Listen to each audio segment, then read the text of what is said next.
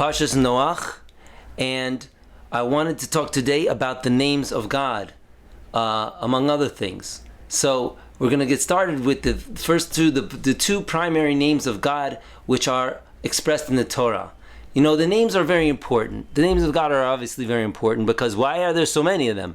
Now, each name reflects a different midah, a different aspect of God. God created the world in order to express himself, and these names are a huge part of that expression. So from each of the names we get a different aspect of God, and in Yirtzeh Hashem, you know, once we get the deeper an understanding we get and a deeper connection we get to each of these aspects of God, the more we understand, the more we can cleave to God. Furthermore, they all express different aspects of the one whole.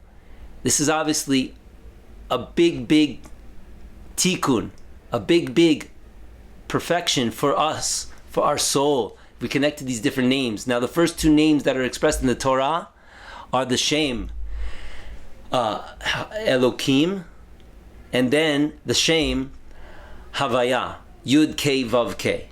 So these are the two primary names, and I've purposefully put them on your screen, dear viewer. On the left side is the Shem Elokim. On the right side is the Shem Havaya. Why left and right?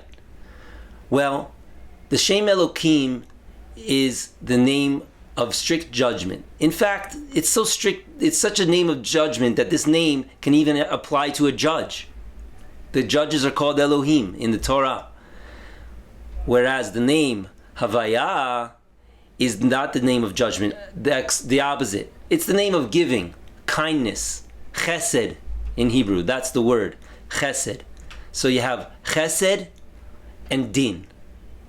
Kindness and giving, and restriction and judgment. Those are the two extremes. And not surprisingly, in Parshat Noach, we find that Noach is relating to the din. And that's why Hashem he's fed up, and he's going to destroy the world. And it's all bedin. And Noach was a righteous man in din. So we need to understand a little bit more about that. What does it mean to be righteous in din? So I want to bring Rashi. Rashi explains, Eile todas Noach, Noach ish tzadik tamim haya bedorotav. Noach was a righteous man in his generation. Es Elohim italech Noach. There it is. With God walked Noach. Now Noach's walking with God, but which name of God is the Torah employing? The name of judgment on the left. Because the left side is restrictive, you know? You push things off with the left, and you project yourself with the right. So, Noach is walking with God. Rashi explains what's this walking like. He says, he contrasts it with the walking of Abraham, whose midah was not din. His midah was chesed. So, he says, Abraham, hu omer, asher hisalachti lefanav. By Avram it's written, the God that I walked before him, and there actually the name of God, which Rashi doesn't bring down, it's not printed here anyway, is the name Havaya, and it says I walked in front of him. Rashi elaborates. Noach hayat tzarich sa'ad detomcho. Noach required help to support him. Aval Avraham hayam mitachazek umehalech betzidko me'elav. But Abraham would strengthen himself and go forward by himself. Relating to chesed means that one can go forward by himself. That's Abraham. Relating to din, Noach means you're staying right there with God. Like, don't make a move. You don't want to mess up. Now that we've learned a little about the first two names of HaKodesh Baruch Hu, I wanted to bring in another aspect which is described by the Arizal at great length. This is the fact that there are two primary stages through which any process will evolve, or in order to reach its completion, right? The first of those being the stage of Katnus, which means smallness, and then The next stage being Gadlus, Gadol being big, but this really means like maturity. So we have smallness and maturity, Katnus and Kadlus. Every partsuf, which is really the way the Arizal talks about a process. Any kind of a process is going to go through these two stages, from Katnut to Gadlut. Okay, so the thing is, each of these stages is going to be innervated by mochin, and in the Arizal, in the Kavanot, we find that actually the name of God, which encapsulates, describes, is indicative of and represents the mochin, this energy which comes in when one thing or process is in the stage of Katnus. This energy is described through the Shem Elokim of Din, and that makes sense because kids they're growing. This is all part of what they're doing, but it's not an expansive thing per se. They're not going to go out and be spiritual beings typically. It's a very physical kind of existence, and that's why, in fact, the Sfarim Kedoshim say that the name Elokim is the same gematria as Hateva, which means nature. So that's the natural state. Like I say, when I do something, impolite, lacking manners, I'll say, "Oh, I was being natural." Just be natural. In other words, be Hamish. You can do whatever you want. It's cool. You don't have to act as if you're a wise man. You can be Hamish. Just chill out. That's Katnus. Kadlus is the state of maturity, is always identified in the Kitvei Ari with the Shem Havaya. And that's because the Shem Havaya is about Chesed. And in fact, we know a child, he's not about Chesed. He's not about giving. He's about taking. He's about receiving. He's about building himself up. He's all self-involved. He's not what we call on a higher level consciousness, the Elokim, the Havaya consciousness, the Chesed consciousness, which is looking outwards, seeing where he can help, what he can do, how he can contribute. That's the second stage of Kadlus. Okay, the next thing we need to talk about is a very fundamental concept in the Kabbalah, which is the number 10. The number 10 is the number of the Sfirot, right? And we know that in the Aleph Bet, the Ot Yud, whose numerical value is 10, it's the 10th letter, is the smallest letter. In other words, everything comes back and relates to and is connected in one point. That's the idea of 10, the unification of everything. So any process, any complete entity, like the human body, we can identify 10 basic sfirot, 10 different aspects of the human body. And so these aspects, and they're global, we'll see them in any place. A city is going to have 10 different aspects to it. Any complete entity will have 10 aspects. And so too, any evolutionary process, like the processes which you've described of Katnus, of immaturity, the immature state will have 10 aspects to its completion. The mature state will have 10 aspects of completion, and so forth. And these things go on. And so if we want to move forward, and when we're moving up, we're going to go through all 10 things, and then we're going to move on to the next. And so we find that in the Mishnah in Avot, in Perek Hey, the 5th Perek, Mishnah Bet, it says that there were 10 generations from Adam Rishon till Noach. And it says that there were 10 more generations from Noach until Avraham Avinu. And so I want to say that this fits very well with the idea that Noach was working in Katnus.